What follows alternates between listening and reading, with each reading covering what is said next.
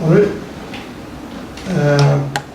본문은 골로새 1장 14절 한 절만 오늘 생각하면서 은혜 나누려고 하는데 우리 다 함께 읽어볼까요? 시작.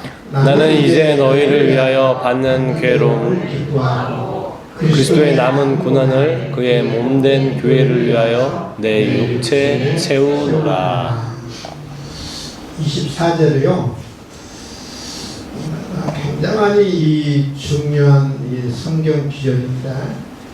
근데 또 이단들이 이 성경 기절을 가장 또 많이 인용하기도 합니다.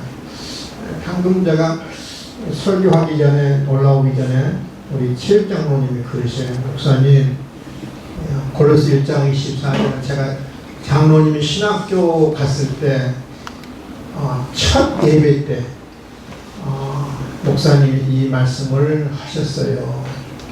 여러분은 그리스도의 남은 고난을 채우기 위해서 여기에 오신 분들입니다. 그렇게 이 말씀을 가지고 설교했다는 장로님이 기억하시면서 말씀. 장로님 기억이 대단하시잖아요.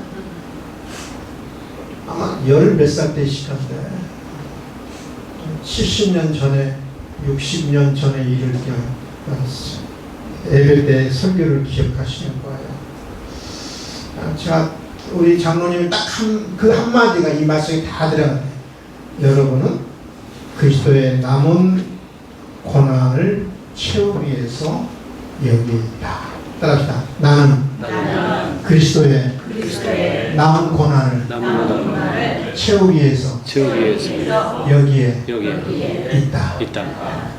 여기는 이 말씀은 신학생들을 위한 설교만 아니라 목회자들만을 위한 설교가 아니라 직분자만을 위해서 위한 그런 말씀이 아니라 모든 성도들에게 해당되는 말씀이에요. 나는 그리스도의 남은 고난을 채우기 위해서 여기에 부름받은 사람들입니다. 믿으시면 아멘? 오늘 본문을 보니까 두 문장으로 구성되어 있어요. 두 문장으로 구성됐는데 전반절 문장과 후반절 문장인데요. 첫 번째 문장은요. 내가 이제 너희를 위하여 받는 괴로움을 기뻐한다. 이게 바울이 골로새 교회 성도들을 향해서 쓴 편지잖아요. 내가 이제 너희를 위하여는 골로새 성도들을 위하여, 골로새 교회를 위하여 받는 괴로움을 기뻐한다.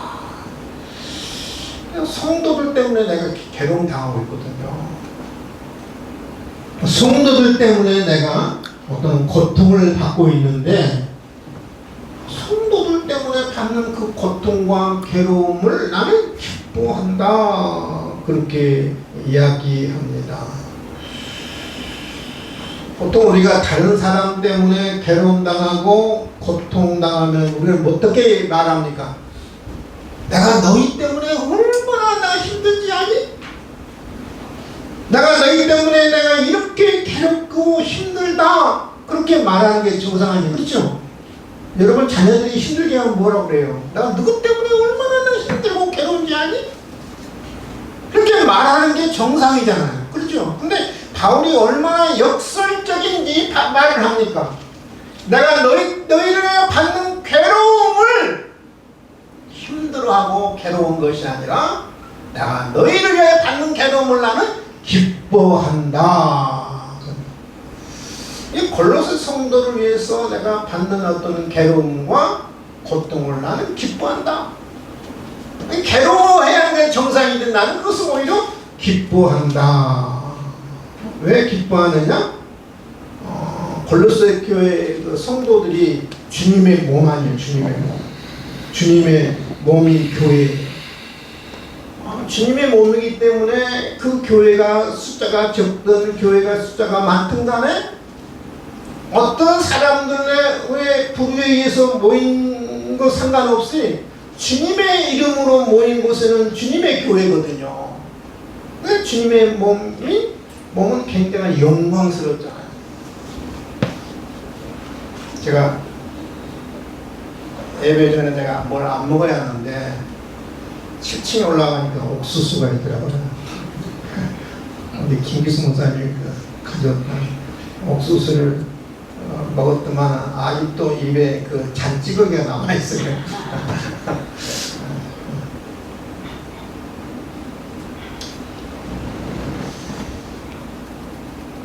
그러니까 주님의 몸인 교회가 영광스럽잖아요. 영광스러운 주님의 몸을 위해서 고난받기 때문에 나는 그 고난을 기뻐한다. 그러니까 주님의 몸을 위해서 고난받는 거 나는 그것을 자랑스럽게 생각한다. 나는 그것을 축복으로 생각한다. 교회를 위해서 일하다가 고난받는 거 그건 벌이 아니고 저주가 아니고 축복이고 자랑이다. 따라합시다. 교회를 위해서 고난받는 거 특권이요 자랑이다. 우리는 교회 일을 하다가 다른 사람한테 쓴소리 듣고 비난받으면 에씨 에씨 주로 여러분 쓰는 단어 아니에요.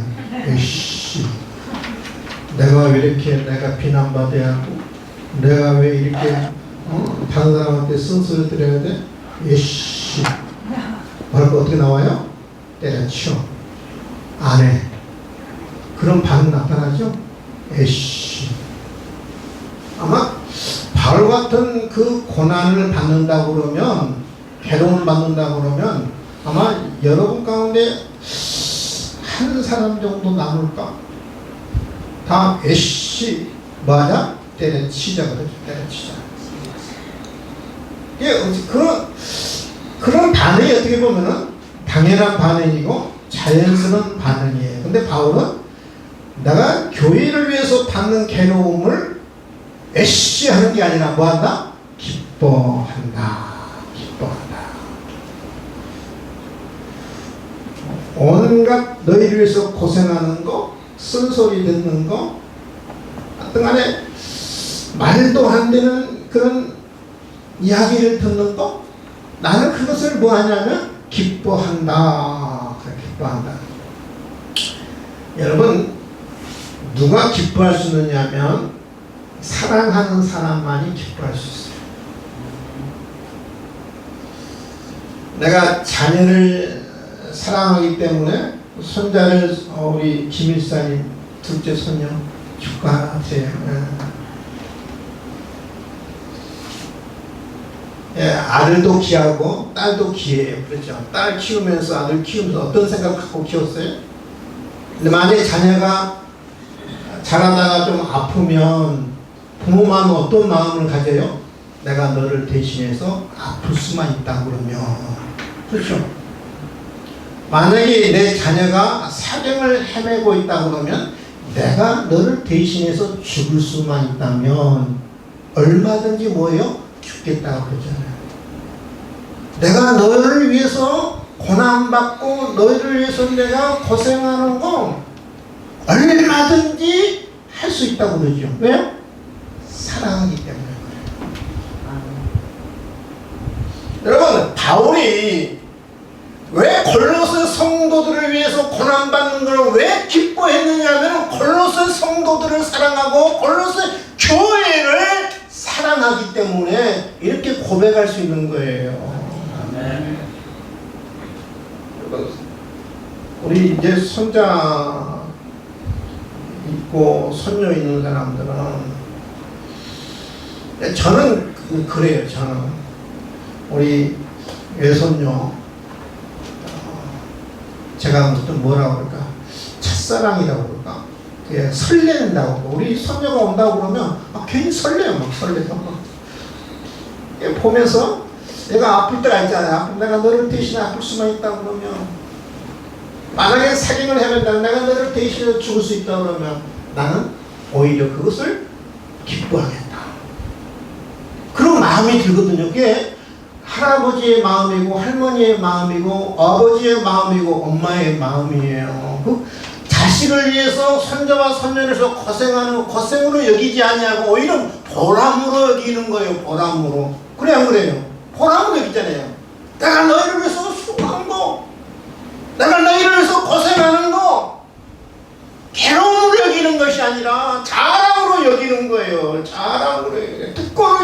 거예요. 복을 여기는 거예요. 바울이 지금 그 고백을 하고 있는 거예요. 지금요. 왜?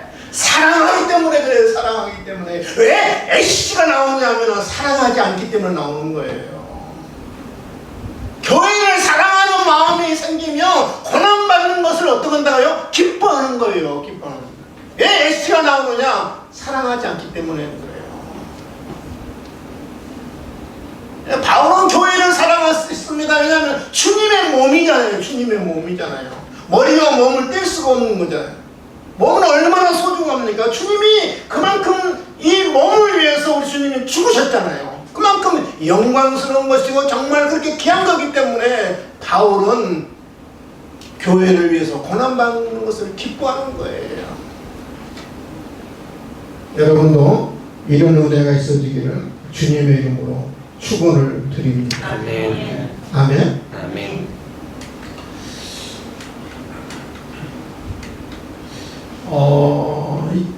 김종철 이 감독이 다큐멘터리 감독이거든요. 다큐멘터리 감독인데 주로 그 기독교에 대해서 다큐멘터리 영화를 찍는 감독입니다. 이 김종철 감독의 이야기입니다. 실제 이야기인데요. 이분은 주로 이제 기독교 다큐멘터리를 찍은 분이기 때문에 이스라엘을 많이 다니고 이스라엘을 많이 알아보는 분입니다. 그러니까 지금도 한 15년 전이거든요. 그러니까 2009년 6월에 이스라엘에서 일어난 실제 이야기랍니다. 그러니까 유대인들은 구약만 믿는 사람들을 유대인이라고 그래요. 유대인. 우리 기독교는 신약을 구약도 믿고 신약도 믿죠. 그다음에 유대인은 그럼 구약만 믿느냐? 유대인 가운데 간혹 신약을 믿는 사람들이 있어요. 예수님을 믿는 사람이 있어요. 거의가 다 구약만 믿지만 지금 이스라엘과 지금 팔레스타인과 좀 가자고 싸우잖아요. 거의 다 그 구약만 믿는 사람들이거든요. 근데 유대인 가운데 간혹 신약을 예수를 영접한 사람이 있어요. 그런 사람들을 뭐라고 그러냐 하면은 메시아닉 주라고 해요. 메시아닉 주. 주 하면 유대인이거든요. 메시아를 믿는 유대인이에요. 메시아닉 주라고 합니다. 근데 메시아닉 주는 아마 유대인 가운데 1%도 안 돼요. 거의 없는데. 거기서 살 수가 없어요. 여러분. 그러니까 유대교를 믿지 않는 사람들은 살 수가 없는 공동체고 나라예요. 근데 이 메시아닉 주 한 가정에 밤 10시에 유대인들이 쳐들어왔어요. 10시에 초인종을 눌렀습니다. 한 가정에 방문해서 초인종을 눌렀습니다. 13살 아이가 초인종을 누르니까 문을 열어주려고 나갔는데 유대인들이 납치를 했습니다. 끌고 나갔어요. 납치를 당하면서 밖에서 소리가 나잖아요. 그러니까 안에 있던 아버지가 밖으로 나왔어요. 아들이 나가서 이제 웅성소 소리가 나니까 납치당하면서. 근데 그 유대인들이 아버지와 아들과 같이 끌고 갔어요. 어디로 끌고 갔느냐? 여러분 이스라엘 제 위에 보면 레바논이라고 있어요. 갈릴리 바다 위에 레바논이라고 있거든요. 한 차로 한 2시간 정도 되는 아마 예루살렘에서 아마 납치를 당했는 것 같아요. 납치를 당해서 유대인들에 의해서 레바논 국경에까지 끌려갔어요. 이스라엘 나라에 가면 국경은 뭘로 되냐? 우리나라는 다 철조망으로 돼 있잖아요. 철조망. 가보셨어요? 안 가보셨어요? 사진만 보셨어요? 네. 철조망으로 돼 있는데 한번 일산에 가보면 한강 남쪽에 보면 한강 이남에 보면 다 철조망 쳐져 있어요. 할 필요도 없어요. 일산만 가도 더해요. 근데 이스라엘의 국경은 뭘로 되어 있느냐면 철조망으로 되어 있는데 그게 뭐가 흐르냐면은 이 전기가 흘렸잖아요. 고압 전기가 흐르는. 거기에 닿으면 바로 전류에 의해서 죽는 거예요. 근데 그 아버지와 아들을 거기까지 끌고 간 거예요. 두샹그리 레바논 국경까지.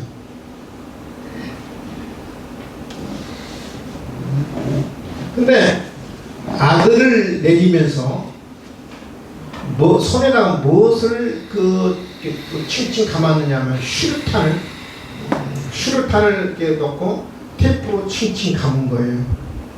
여러분 그 슈르탄 전 직접 만져봤거든요. 부대 가면 만져보지만 저는 5.18 때 강주 사태 때 슈르탄을 직접 막 내 손에 막 장난감처럼 갖고 놀았어요. 장난감처럼.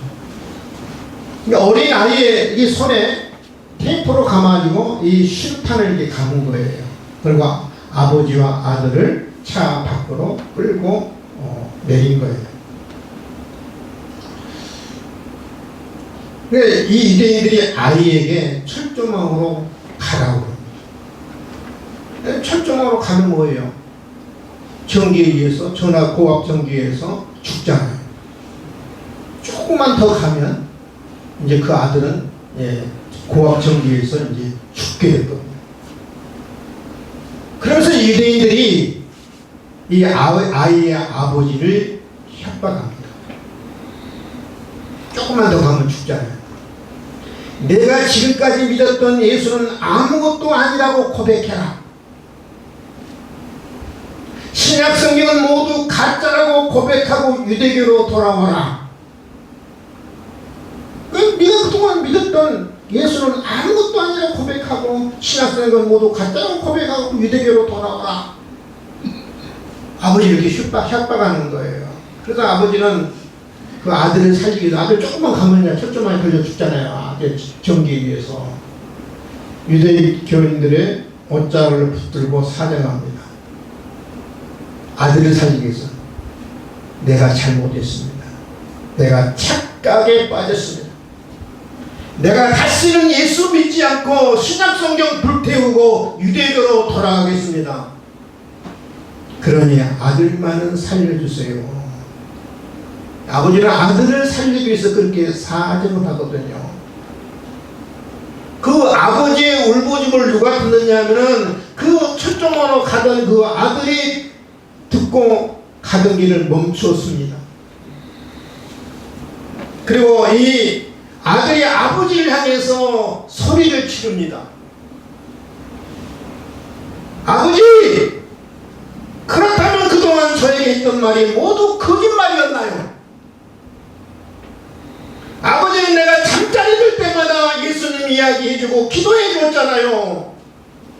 아버지는 내가 식탁에 앉을 때마다 성경을 읽어주셨잖아요. 그 읽어주신 신약성경 이야기가 모두 거짓말이었습니까? 저는 절대로 아버지가 저에게 거짓말이 아닌 진실을 말했다고 나는 아버지 믿습니다.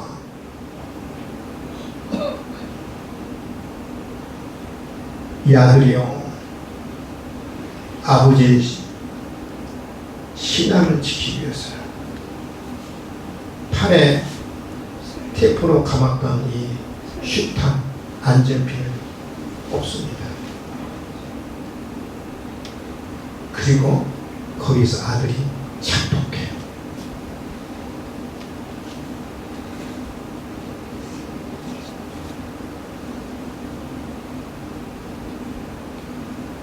마지막 말이 있습니다. 아버지는 저를 살리기 위해서 마음이 없는 거짓말을 지금 하고 있는 것입니다. 차라리 저를 버리시더라도 아버지는 예수님을 부인하시면 안 됩니다.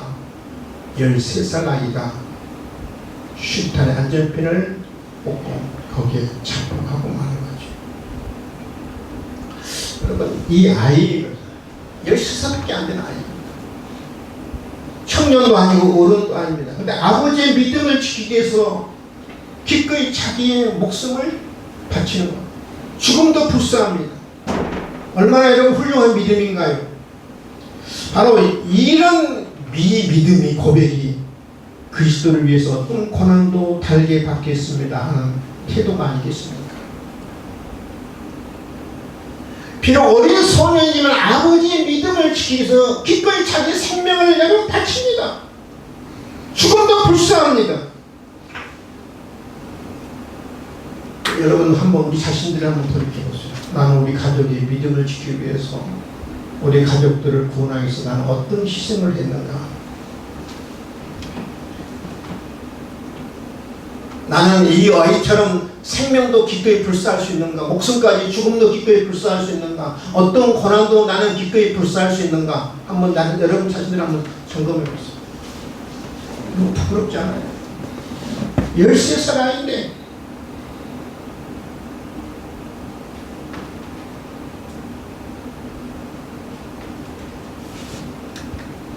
두 번째 문장이 중요합니다. 그리스도의 남은 고난을 그의 몸된 교회를 위하여 내 육체에 채운다. 이 두 번째 문장은요, 이단들이 가장 많이 어용하고 있는 말씀. 이단들이 주로 이 구절을 이용을 해요. 그리스도의 남은 고난. 그러니까 그리스도의 고난이 부족하다. 늘 이단들은 이 그리스도의 남은 고난이라고 그러니까 채워져야 할 고난이 있다. 예수님의 고난이 2%가 부족하다.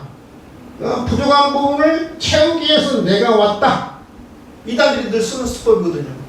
봐라, 예수 그리스도의 고난이 부족하지 않다고 말하지 않냐? 남은 고난이 부족하다고 말하지 않냐? 그래서 내가 이 부족한 부분 2%를 내가 채우기 위해서 내가 왔다. 늘 이단들이 쓴 이 규절이거든요. 여기서는 예수님이 당한 고난이 우리의 구원 사역에, 우리 속죄 사역에 조금도 부족하다는 말이 아니에요. 예수님의 고난은, 예수님의 십자가는, 예수님의 보혈은 우리를 구원하고도 우리를 속죄하고도 남을 만큼 충분하고 완벽하고 완전한 줄 여러분 믿을 수 있기를 바랍니다. 아멘. 아멘. 아멘. 우리를 구원하기에 부족하다는 말이 아니에요, 여러분.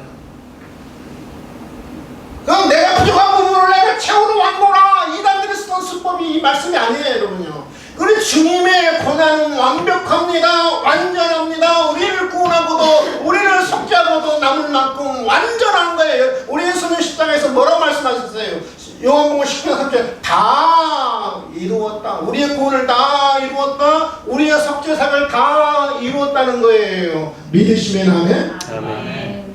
다 이루었다. 그러면 그리스도의 남은 고난은, 여기서 그리스도의 남은 고난을 그의 몸된 교회를 위하여 뭐하고 연결시키냐면 교회와 연결시키는 것을 볼 수 있습니다. 예, 그리스도의 남은 고난을 뭐하고 연결시킨 거예요? 교회하고 연결시킨 것을 볼 수 있어요. 교회와 연결시킨. 여러분, 우리 주님께서 십자가에 돌아가시고 3일 동안 무덤에 계시다가 예수님이 부활하시고 40일 동안 이 땅에 계시다가 하늘로 승천하셨죠. 근데 우리 예수님이 모든 구원 사역을 다 이루시고 난 다음에 하늘로 승천하시면서 남겨둔 게 하나 있어요. 교회를 예수님이 남겨주셨어요. 믿으시면 하면 교회를 남겨주셨어요. 몸된 교회를 제자들에게 맡기시고 하늘로 가셨습니다. 하늘로 승천해서 예수님이 무엇을 남겨두느냐? 몸된 교회를 남겨두셨어요. 교회, 몸된 교회를 남겼어요. 근데 그것을 제자들에게 맡겼는데 누구에게 맡겼느냐? 여러분, 요한복음 21장에 가만히 보세요. 기가 막혀요, 여러분. 제자들에게 맡겼는데 누구에게 맡겼느냐 하면 요한복음 21장에 보면 예수님이 갈릴리 바다에 찾아오시죠. 제자들이 다 도망갑니다. 부활하신 예수님을 목격하고도 너무 양심의 갑작 때문에 갈릴리 바다에 가서 그물을 던지고 있죠. 그물 던지고 있는 제자들을 찾아가죠. 해변에다가 모닥불을 피워놓고 생선을 구워놓고 제자들을 기다립니다. 제자들을 모시고 난 다음에 주님이 딱 베드로를 지목하면서 예수님이 베드로에게 묻습니다. 세 가지를 묻죠. 요한의 아들 시몬아, 내가 이 사람들보다 다른 제자들보다 네가 나를 더 사랑하느냐? 사랑하느냐 묻어요. 주여 그러합니다. 내가 주님을 사랑하는 줄 주께서 아십니다. 고백하시오. 두 번째 묻습니다. 예수님이 베드로에게 똑같은 질문합니다. 약간 다르죠. 다른 사람과 나를 더 첫 번째는 비교해서 묻다. 두 번째는 그냥 묻습니다. 요한의 아들 시몬아, 네가 나를 사랑하느냐 묻습니다. 그때 베드로가 뭐라 말합니까? 그러합니다. 내가 주를 사랑하는 주님이 아십니다. 사랑의 고백을 하죠. 세 번째 묻습니다. 주님 베드로가 요한의 아들 시몬아, 네가 나를 사랑하느냐. 세 번째 물으니까 베드로가 자기 예수님을 세 번 부인하던 거 기억나거든요. 그래서 베드로 이렇게 고백합니다. 주여 모든 것을 아시오매. 내가 주님 부인하는 것도 주님 아시지 않습니까? 모든 것을 아시매 내가 주를 사랑하는 줄 주께서 아십니다. 그럴 때마다 우리 주님의 베드로에게 말합니다. 첫 번째 고백을 듣고 내가 주를 사랑하는 줄 주께서 아십니다. 내 양을 먹이라. 두 번째 고백을 씁니다. 내가 주를 사랑하는 줄 주께서 아십니다. 내 양을 치라. 세 번째 모든 것을 아심에 내가 주를 사랑하는 주께서 아십니다. 세 번째 주님이 말씀하는 내 양을 먹이라. 내 양을 먹이라. 내 양을 치라. 내 양을 먹이라는 말은 무슨 말이에요? 양들을 돌보라는 말이에요. 교회를 돌보라는 말이에요. 교회를 나를 사랑하는 사람에게 내가 맡긴다는 말이에요. 맡긴다는 말. 주님은 교회를 여러분 제자들에 맡길 때 아무에게나 맡기지 않습니다. 주님을 사랑하는 사람에게 주님이 교회를 맡기거든요. 여러분 몸된 교회를 위해서 내가 채운다는 말은 무슨 말이에요? 우리 주님이 하나님 성경을 교회를 이제 남겨두고 갔잖아요. 이 교회를 누가 이제 세워야 제자들이 세워야 돼요. 교회를 세우기 위해서는 뭐가 필요하냐면 희생이 필요하고요, 헌신이 필요하고요, 고난이 필요한 거예요. 그리스도의 남은 고난을 몸된 교회를 이해해야 돼. 최첨단 거나 교회를 세우기 위해서 내가 희생한다는 말이에요. 교회를 세우기 위해서 내가 고난을 받는다는 거예요. 믿으시면 아멘. 그러니까 그동안 계속 제자들이 교부들이 또 제자들에게 또 제자들이 해서 누구까지 나라 저와 여러분에게 2000년 동안 이렇게 내려온 거예요. 그러니까 저와 여러분에게 뭘 맡겼느냐면 교회를 맡기는 내 양을 먹여라, 내 양을 치라, 내 양을 먹여라. 이렇게 저와 여러분에게 맡겼어요. 여러분 목사에게 맡긴 게 아니고요, 장로님을 맡긴 게 아니고 모든 성도들에게 교회를 세우라. 교회를 세우기 위해서는 반드시 뭐가 필요하냐면은 그리스도의 남은 고난이 필요하다는 거예요. 고난을 통해서 교회가 세워진다는 거예요. 그래서 바울은 이렇게 이야기합니다. 교회를 세우기 위해서 어떤 고난이 몰려와도 도망가거나 숨거나 피하지 않고 내가 기꺼이 감당하겠습니다 라는 고백이에요. 우리 주님이 십자가를 피하지 않고 고난을 피하지 않고 당당히 고난과 십자가를 짊어진 것처럼 주님이 우리에게 맡겨진 그 교회를 세우기 위해서 내가 기꺼이 고난도 희생도 내가 기꺼이 감당하겠습니다. 교회는 저절로 세워지는 게 아니에요. 말로 세워지는 게 아닙니다. 주님의 교회는 누군가가 희생하고 헌신해야 세워질 수 있는 거예요. 믿으시면 아멘. 아멘. 그리스도의 남은 고난, 교회를 위해서 희생하는 것, 교회를 위해서 고난받는 것이 그리스도의 남은 고난이에요. 그리스도의 남은 고난을 내 육체에 채운다는 거죠. 내가 감당한다는 거예요. 감당한다는 거예요. 교회는 그냥 세워지는 게 아닌데 내가 그것을 감당하겠다는 바울의 고백이거든요. 이 고백이 누구의 고백이 되냐면 여러분의 고백이 되어야 하고 저와 우리의 고백이 되어야 할 줄 믿습니다. 아멘.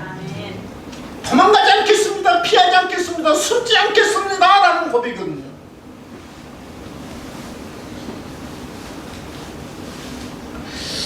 가이드 포스트지에 실린 이야기인데 패트 번즈 목사님의 이야기입니다. 가이드 포스트에 실려있는 패트 번즈 목사님이, 패트 번즈 목사님은 미국 그 조그만 소도시 교회 목회를 하던 분입니다. 소도시 교회 오랫동안 목회를 했는데 미국도 우리나라 상황 비슷해요. 농촌이 소멸되어가고 있고 또 소도시 교회들이 소멸되어가고 있잖아요. 그렇죠? 학교도 사라지고 있고, 학교가 사라지는 동시에 교회도 사라지고 있고, 해마다 교회들이 줄어요. 왜요? 자꾸 도시로 이주를 하고, 또 나이 드신 분은 자꾸 돌아가시고, 그러니까 자꾸 해년마다 교회들이 줍니다. 교회 재정도 더 이상 목회를 할 수 없을 만큼 교회 재정도 어려워졌어요. 그럼 우리 교회도 1세대 다 돌아가셨잖아요. 그렇죠? 다 돌아가셨잖아요. 1세대 다.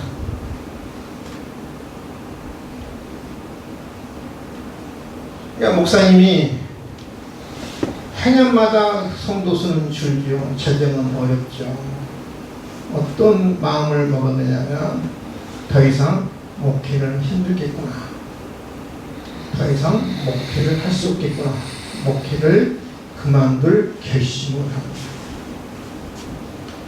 여러분, 세상 일도 하다가 간두면 그 실망감이 얼마나 크니. 그렇죠. 어떤 일을 하다가 내가 실패했다. 그 좌절감이 얼마나 큰지 몰라. 근데 목회는 더더욱 그래요. 목회 중간에 어려워서 어떤 목회를 포기한 분들 보면 그 심적 고통이 얼마나 클까, 얼마나 고통스러울까, 얼마나 힘들까. 저는 목회를 좀 수탄하게 제 나름대로도 참 어려운 여러 가지 우여곡절들이 많았기 때문에 저도 참 힘든 과정들이, 저는 100번 그분들을 이해를 해요. 얼마나 고통스럽고 영적으로 얼마나 괴로울까, 영적 갈등이 얼마나 많았을까. 이 패트 번지 목사님도 목회를 간둬야 하고, 목회를 간두면 교회를 폐쇄해야 하고, 그런 기로에 놓여 있는 거예요. 이분이 이제 마지막 설교가 예배가 이제 부활절 예배예요. 그래서 내가 부활절 예배를 마치고 이제 목회를 간둬야 한다. 부활절 예배를 마치고 거리를 나오는데 길바닥에 누가 있느냐 하면 꽃을 파는 할머니가 꽃을 팔고 있었어요. 꽃을 파는 할머니가 꽃을 팔 때 얼마나 기쁨 가운데 웃음을 짓는 가운데 꽃을 파는지. 그래서 목사님이 그 할머니에게 묻습니다. 할머니, 뭐가 그렇게 즐거우세요? 걱정이 하나도 없어 보이십니다. 걱정이 하나도 없어 보이면 늘 즐겁게 웃으니까. 그러니까 이 할머니가 하는 말, 걱정이요? 목사님도 내 나이가 돼보세요. 트럭 100대에도 모실 걱정이 생긴답니다. 걱정은 트럭 100대에도 모실 만큼 걱정이 많다는 거죠. 그런데도 어떻게 이렇게 즐겁게 꽃을 팔 수 있나요? 근데 이 할머니가 기가 막힌 이야기를 합니다. 저는요, 괴로울 때 예수님의 사흘을 생각합니다. 그런 기분이 납니다. 예수님의 사흘을 생각합니다. 예수님의 사흘이요? 예. 예수님의 십자가 얼마나 고통스러웠겠습니까? 예수님이 3일 동안에 무덤에 있을 때 얼마나 답답했겠습니까? 얼마나 고통스럽고 얼마나 답답했겠습니까? 그러나 예수님에게는 부활의 기쁨이 눈앞에 있었죠. 무덤의 사흘은 기쁨을 기다리는 시간이었습니다. 그러니까 무덤의 3일은 부활의 기쁨을 기다리는 시간이었다는 거죠. 그래서 늘 할머니는 문제가 있을 때마다, 괴로움을 있을 때마다 마치 예수님이 무덤에 갇힌 3일을 생각해요. 그것은 부활의 기쁨을 기다리는 시간이었다는 거죠. 목사님이 그 할머니의 그 말 한마디에 도전을 받은 거예요. 이분이 교회에 돌아와서 회개하기를 시작합니다. 하나님, 성도들이 한 사람 한 사람 줄어들고 재정이 이제 어려워지자 예수님의 그리스도의 남은 고난을 내가 감당해야 하고 내가 채워야 하고 내가 감당해야 하는데 이것을 내가 하나님 그렇지 못하고 내가 포기하려고 했습니다. 할머니의 말에 도전을 받고 나는 지금 예수님의 무덤의 3일처럼 예수님 십자가처럼 내가 고통의 시간이고 답답하고 참으로 암울하지만 앞으로 부활의 기쁨을 내가 기다리는 것처럼 묵묵히 목회의 길을 걸어가겠습니다. 괴로움을 기뻐하면서 내가 목회하겠습니다. 교인들을 위해서 받는 괴로움을 기뻐하면서 목회하겠습니다. 그리스도의 남은 고난을 기꺼이 내 육체의 바울처럼 채워 나가겠습니다.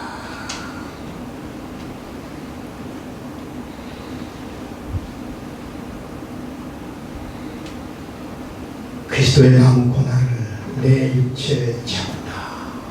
주님이 내게 남겨준 고난, 나에게 교회를 위해서 남겨진 고난입니다. 교회를 위해서 내게 남겨진 고난 내가 감당하겠습니다. 짊어지겠습니다. 내가 그것을 내려놓지 않겠습니다. 채워나가겠습니다. 여러분, 바울의 모습과 우리의 모습과 너무 다르잖아요. 그렇죠?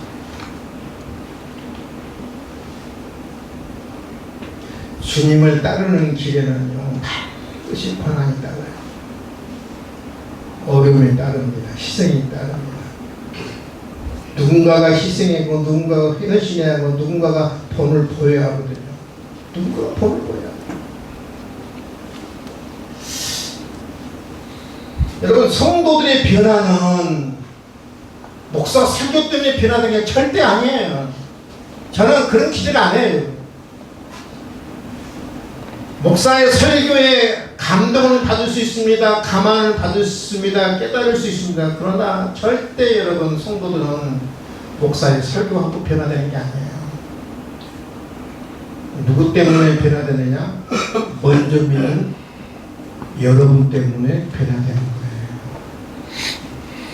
아멘. 믿음의 본을 보이는 사람들을 보고 변화되는 거예요. 나도 저 사람처럼 믿어야겠다. 나도 저 사람처럼 나도 신앙생활을 하겠다. 나도 저 사람처럼 나도 교회를 섬기겠다는 그런 앞서 믿는 사람들을 보고 변화되는 거예요. 삶이 변화되는 거예요. 저는 설교를 통해서 깨닫게 하고 감동을 주고 과만을 주지만 변화는 누구를 보고 먼저 믿는 사람들의 본을 보고 변화되는 거예요. 그러니까 먼저 믿는 사람들이 본을 보기 위해서는 뭐가 필요하느냐 하면은 고난이 필요하고 희생이 필요하고 헌신이 필요한 거예요.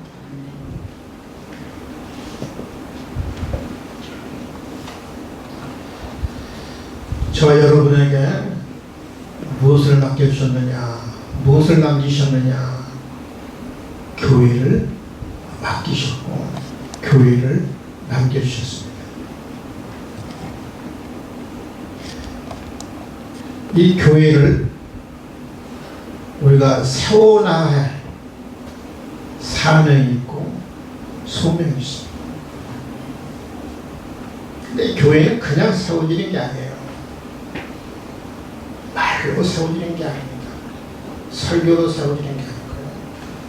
누군가의 신앙의 본을 통해서 교회가 세워지는 거예요.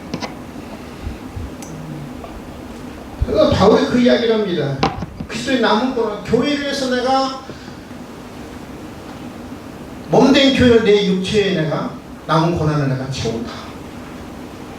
내가 기꺼이 교회를 세워서 내가 어떤 희생도 내가 마다하지 않고 숨지 않고 피하지 않고 도망가지 않고 깊게 어떤 고난도 내가 감당하겠다, 짊어지겠다. 왜냐하면 이 일이 영광스러운 일이기 때문에, 영광스러운 교회를 세우는 일이기 때문에 나는 내 육체에 치솟다 내 쳐.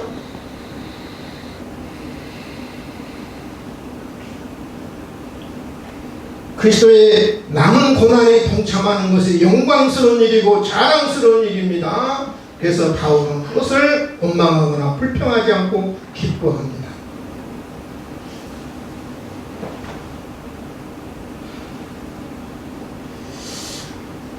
저도 물론 우리 장로님도 물론이고 우리 권사님도 물론이고 우리 집사님들도 성도들도 다 그리스도의 남은 고난, 교회를 위해서 우리가 주님을 우리에게 남겨진 고난이에요. 나한테 주님이 남겨줬어요. 나는 교회를 위해서 나에게 고난을 내가 남겨주는데 그것을 짊어져라, 감당해라, 도망가지 마라, 피하지 마라, 숨지 마라. 누군가의 희생과 헌생과 돈을 통해서 교회가 세워지는 것이다. 저와 여러분이 이 주님의 부르심에, 이 주님의 말씀에 아멘, 주여 내가 그리스도의 남은 고난을 내 육체에 내가 채우겠습니다. 이런 분들이 우리 가운데 다 일어날 수 있기를 주님의 이름으로 축원을 드립니다. 기도하겠습니다. 하나님 아버지, 감사와 찬송과 영광을 올려드립니다. 우리는 다른 사람을 위해서 고난을 받으면 우리는 너 때문에 내가 힘들다, 괴롭다 이렇게 하소연하고 불평하고 원망합니다. 바울은 골로새 교회 성도를 위해서 고난받는 것을 오히려 기뻐한다고 이야기합니다. 감사한다고 이야기합니다. 자랑스럽게 여깁니다. 축복으로 여깁니다. 긍지로 여깁니다.